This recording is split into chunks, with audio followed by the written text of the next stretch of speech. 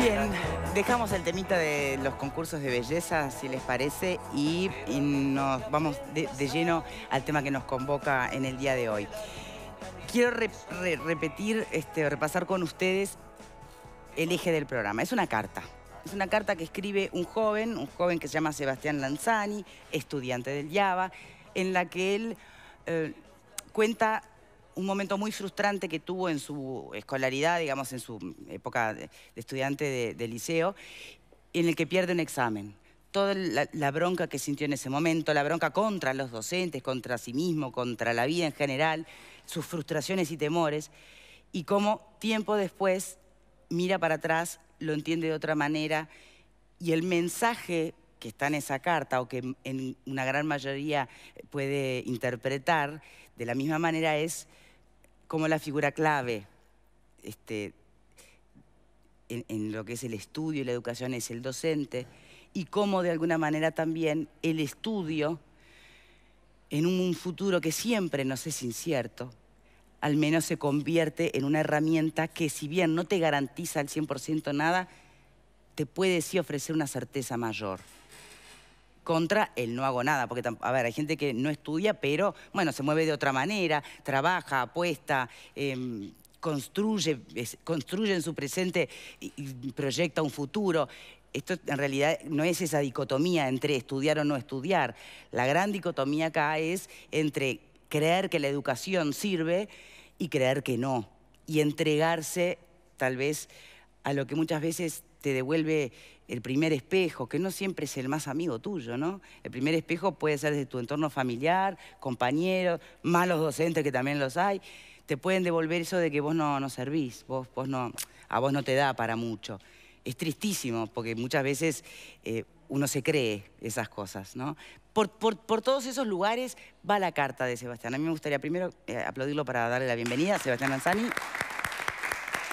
Y Pablo Romero, docente de filosofía, porque nos parece que está buenísimo, ya nos acompaña además, que él desde su propia experiencia y su especialización a esta altura de la vida en el tema de educación, bueno, qué valor le da a una carta como esta. Porque, por supuesto, nos faltan quienes entiendan que es una carta que estigmatiza y otras miradas, ¿no?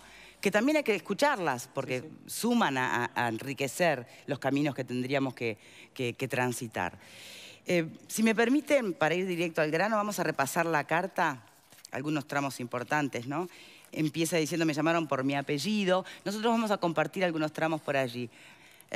Y me lo comunicaron. Perdí el examen con 2 puntos. Firmé, miré a los profesores con bronca, asco y ganas de patearle sus lindas caras. Después me di media vuelta y me fui sin decir una palabra.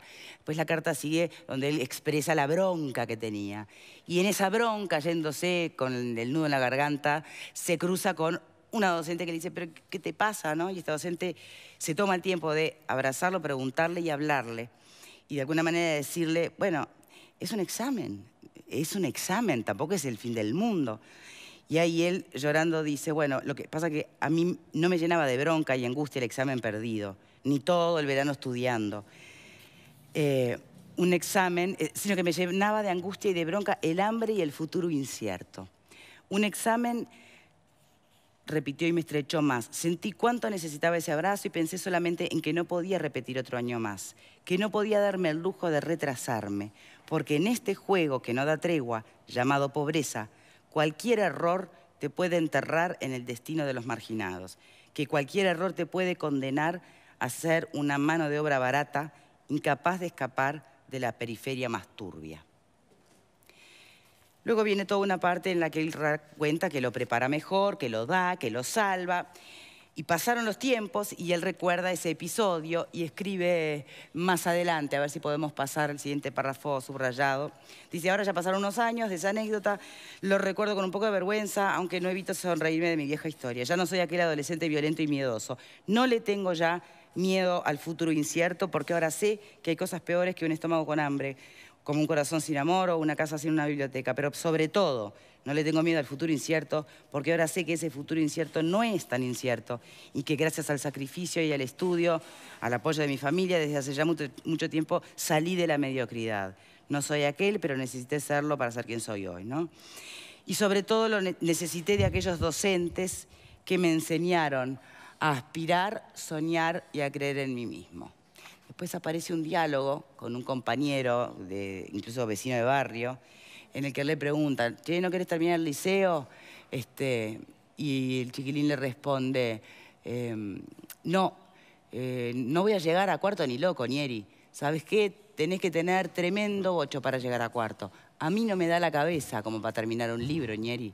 No te creas, le dice Sebastián, es estudiar un poquito todos los días, dale, metele. Eso muestra otra realidad, ¿no? Justamente de cuando ese espejo te devuelve que vos no te da el bocho o que vos no podés. Y termina con otro capitulito, si lo podemos adelantar. No hubo forma de convencer a este muchacho, ¿no? Él le dice, vos, Eva, decís eso porque siempre tuviste tremendo bocho y hablás corte con palabras raras. Ojalá, pensé mirándolo, que esté el suficiente tiempo en el liceo para que pueda creer en sí mismo y aspirar a algo más. Que sepa que él también tiene tremendo bocho y que puede hablar corte con palabras raras. Que se crucen los docentes necesarios para vaciar su hambre y violencia y llenarse de sueños y esperanzas. Porque en estos lugares así, donde nadie aspira a nada, los únicos que nos salvan son ellos, los docentes. Vos sabés que, Sebastián, te debo confesar que cuando empezó a circular esta carta, con algunas personas que la comentábamos, decíamos, mira, capaz que ni siquiera la escribió un chiquilín. Capaz que hasta la escribió un docente, o capaz que... Pero lo que es interesante es el mensaje. O sea, ¿por qué pensamos que capaz ni la había...? Porque estaba, de verdad, escrita desde una madurez. Compartas o no todo lo que acá se escribe, está escrito con madurez. Esa madurez que genera el cambio entre el niño, que a veces nos queda toda la vida, ¿no? Ese niño que se sienta a esperar que el mundo le solucione la vida, o el adulto que actúa y toma las riendas, ¿no? Y eso está en esta carta. ¿Qué te han dicho? Porque supongo que no te imaginabas tanta repercusión. Sí, la verdad es que no me imaginaba la cantidad de repercusión que tuvo. Y bueno, los docentes que tuve y muchos docentes me escribieron mensajes, una cantidad impresionante de mensajes recibí, conmovidos, mucha gente. ¿Qué tenés ahora, perdón? ¿Qué edad? ¿Qué edad? 18 años. 18, bien. Sí, un montón de docentes, de alumnos, de muchas personas me escribieron y les llegó la carta, les gustó. Bien. ¿Qué opina un docente sobre una carta como esta?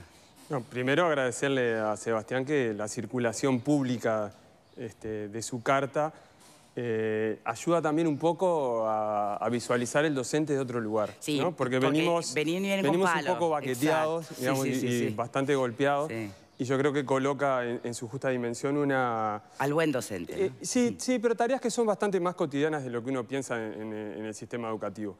Digo, los docentes creo que cumplimos una labor de trabajadores culturales y hay un vínculo fuerte entre lo que es la educación y las posibilidades de capital cultural de los gurises que los proyectan hacia otras posibilidades de futuro. Y yo creo que eso es lo que él también da cuenta en la carta de lo que le sucede en su contexto, ¿no? Sociocultural, y cómo de alguna manera él se ve un poco zafando de ciertas situaciones como otros gurises no lo ven, ¿no? El diálogo que él plantea ahí con su amigo también da cuenta de una cierta forma de marginación cultural, si quiere, y autoestima muy baja, ¿no? Porque por supuesto hay que replantear desde el sistema educativo por qué sucede esto, ¿no? Pero en los hechos sucede y es importantísimo lo que él establece de ahí, el lugar del valor de la educación y el rol de posibilidad de transformación que jugamos los educadores. O sea, que lo primero de todo es agradecer que también circule ese posicionamiento positivo sobre el rol que cumplimos los educadores, que un poco estamos en una tarea casi de bomberos, porque yo creo que realmente hay una especie de incendio social y cultural que a veces no nos damos cuenta que estamos realmente en una situación complicada y que creo que estaríamos en una situación bastante más complicada si no hubieran, si los educadores, maestros y profesores, a veces no estuviéramos apagando ciertas formas de este incendio en un partido que ingresamos a la cancha a veces perdiendo 3-0, ¿no? Bien. Entonces digo, estas situaciones a veces como los bomberos de rescate, se dan y está bueno que Sebastián la refleje en su carta porque yo creo que es más habitual de lo que nosotros vemos o circula, ¿no? Bien. Así que bueno, eso es lo primero, digamos. Perfecto. Ahora, dejemos por un lado, por un rato al menos de lado, lo que fue esa reivindicación al buen docente, que está más que claro, ¿no?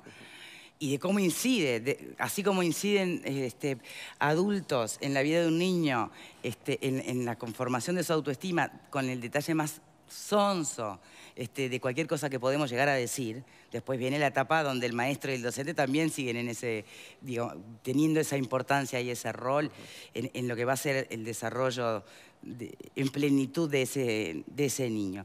Ahora, dejando esa parte de lado, ¿en qué mundo vivimos hoy? Hubo una época donde estaba clarísimo que el mandato era tenés que estudiar, mi hijo el doctor, el título universitario, garantizaba, era poco menos que garantía de... Pero bueno, las cosas han ido cambiando muchísimo. El mercado laboral no necesita los títulos que la educación brinda. Hay un montón de otras alternativas que pasan también por la preparación y el estudio, pero que no termina siendo esa carrera de 1000 años que originalmente era. Pero sigue siendo hay que estudiar un mandato ineludible. Lamentablemente no. Lamentablemente no. En el Uruguay que vivimos no hay modelos sólidos que convoquen a esforzarse en el estudio, sacrificarse, entender el valor que tiene la formación, la capacitación, el desarrollo del espíritu crítico. Al revés, hemos tenido líderes políticos muy importantes que han hecho un elogio del no estudiar. Hemos tenido un presidente que ha dicho, menos mal que no son mayoría los profesionales universitarios en el Parlamento. Y que ha dicho que los bachilleres se la creen todas y que en realidad nunca levantaron un balde de mezcla. O sea, hablas de Mujica, realmente, obviamente, realmente nosotros estamos en un momento del país en que se ha desvalorizado la formación y la educación. Se ha desvalorizado conscientemente desde arriba. Por distintas razones, no voy a meterme en ello. Más breves las participaciones, por favor, así todos pueden hablar más. Por eso me parece que es tan valiosa la carta de Sebastián, porque en definitiva Sebastián nos devuelve la esperanza. Tú preguntabas si ha cambiado el paradigma y él dice que no. Yo creo que no debería cambiar, debería seguir siendo un mandato en mi casa lo es, mis hijos estudian o no comen, yo lo digo siempre, y es valiosísima la carta de Sebastián porque nos pone en un lugar en donde en definitiva nos dice que él hizo el esfuerzo porque se da cuenta que ese es el camino. Y yo creo que ese es el camino para todo, también para levantar una pared. Yo creo que uno tiene que estar preparado para la vida y siempre se tiene que preparar. Capaz que es una carrera universitaria o capaz que lo que tiene que hacer es estudiar otra cosa, como por ejemplo estudiar oficios, que también es súper loable, pero hay lugares donde estudiar oficios. No es lo mismo un peón que un oficial. Y eso se aprende. Y se aprende poniendo empuje y se aprende creyendo en uno mismo. A mí lo que me encantó de la carta de Sebastián es eso de creer en sí mismo. Y a veces es esa palabra que le dio esa profesora en ese momento. Que bueno, que es lo que yo trato de hacer en mi casa con mis hijos. O sea, uno los ve que llegan ahí pinchados y bueno, pero vos tenés que seguir porque vos podés. Y creo que esa confianza en esas pocas palabras que a veces no se valoran, que uno puede hacer con el que tiene cerca, o con los hijos, o con el compañero de trabajo, o en este caso con un alumno, es súper importante porque necesitamos mucho Sebastián. Tenemos que hacer una pausa, ¿me permiten? Pero antes saludo a Vero, así ya hace la pregunta para todos en casa. Perfecto, Victoria, muchas gracias. El saludo también para ti y para todos. Hablando hoy sobre el caso de Sebastián, la pregunta es la siguiente. ¿Estudiar sigue siendo garantía de un futuro mejor? Esperamos que nos cuenten qué piensan sobre esto enviando un SMS al 1212 con la palabra Boca 1 por la opción sí y Boca 2 por la opción no. También pueden contactarnos a través de nuestro mail estabocasmia@tele12.com, Twitter @estabocasmia12 y Facebook estabocasmia12. Ya estamos recibiendo además comentarios que vamos a ir leyendo en la pantalla. Para eso tienen que enviar un mensaje de texto con la palabra Boca, dejan un espacio, comentan lo que quieren compartir con nosotros y lo mandan al 1212. Bien, les recuerdo que la óptica Estela Ginchuk en noviembre por la compra de un par multifocal te regala otro multifocal de sol, llevas 2 y pagas 1. Además es el mes de la inauguración de su 6ª sucursal en Punta Carreta Shopping. Por lo tanto, no dejes pasar esta oportunidad. Hacemos una pausa y ya venimos. Engañas si me quieres confundir.